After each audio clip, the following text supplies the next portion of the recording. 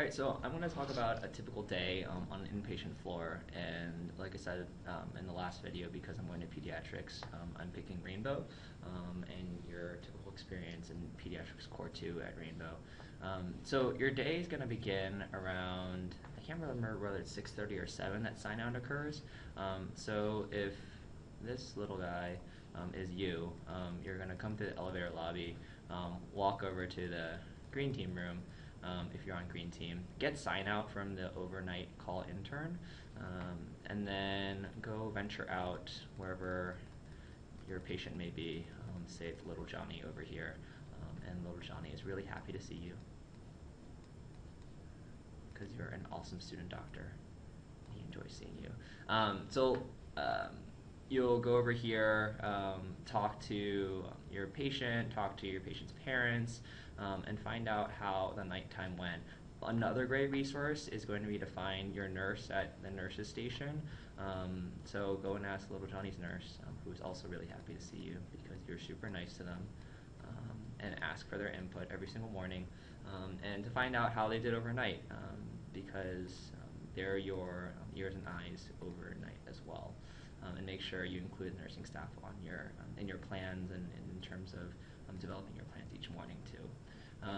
And then you'll go about, and you'll probably have multiple patients, see them, and then around I think 8 a.m. So 8 a.m. you have morning report. Morning report.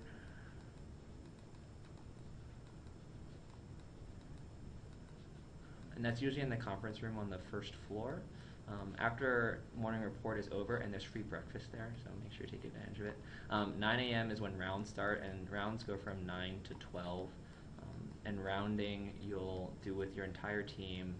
Each hour is a different service based on whichever service is on your team. Like I said, green is cardiology and GI, metabolism, general pediatric service. Blue is endocrine, neuro, epilepsy, ID, and then general ped service, and then orange is pulm renal. And so in those 3 hours you'll round with all the residents, your attending, the nurses on occasion will try and be there as well so they can hear the plan. At noon you'll have a noon conference as a med student, or a noon lecture based on these online cases that you have to read. And then the rest of the afternoon from 1 until sign out, which is around 5 or 6, I can't remember, let's just say 6, will be time spent either meeting with your teaching attending, who is someone who's been assigned for the month to go over various H&P skills or physical exam skills with you. And then I also think it's a really good time to go back and check in on your patients and see little Johnny again, and maybe even talk about non-medical things and get to know them a little better and develop good doctor-patient relations. There'll also be admissions during that time, and so you'll pick up new patients. It's a good time to catch up on reading if you need to do so. Kind of make sure you take advantage of the time as best as you can.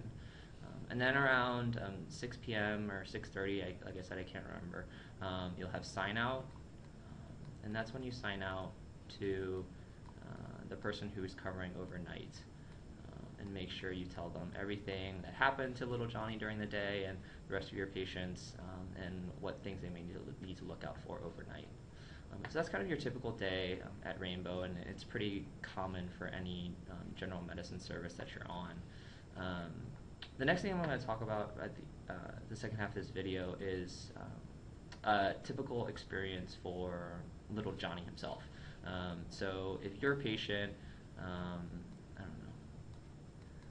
say this is little Mary, I don't know. She's sick, she maybe has an asthma attack or something, and she comes up from the ED, and she gets checked into her patient room. One of the first people she's going to run into is probably going to be the nurse taking care of her, as well as the nurse's assistant, or PCNA,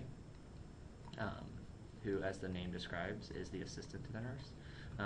And they'll take care of most of the day-to-day stuff involved in little Mary's care, whether it's medication administration, changing diapers, getting vital signs, all of that kind of stuff. The other people on the floor are people you may consult or have come assist your patient, such as a respiratory therapist if the asthma's if the person is coming with asthma or pneumonia or something, you want to do some respiratory treatments like albuterol or um, anything in that sort of things needs oxygen, stuff like that. Physical therapists, if they're bedbound for a while and need some exercise in that way. Speech or occupational therapists, oftentimes if they have difficulty swallowing and you want to see how are they do in that aspect. And then the other person who won't necessarily come see your patient but is going to be integral in helping you and covering your butt in case you order something wrong is a pharmacist. Every time you put in an order, it has to be verified by pharmacy, and if you put it in wrong, you'll get a call, and they'll tell you how to fix things, so they have your back in that way. Once little Mary's all better and she's ready for discharge, the two people who are going to become important are the care coordinator, and not every floor has this. Rainbow does. And the care coordinator's job is to make sure that all the supplies that your patient needs at home is going to be available at home, whether that's a specific type of chair or a bed or specific supplies. At other places, a social worker or social work is also in charge of this task as well. And during the course of this day, social work can assist with community resources that parents might not be aware of, or financial issues, and getting families those kind of resources that they may need to better take care of themselves and better take care of your patients as well. And I think that's a pretty typical summary of both your typical day as well as the different kinds of people that your patient's going to run into while they're staying in the hospital. Thanks.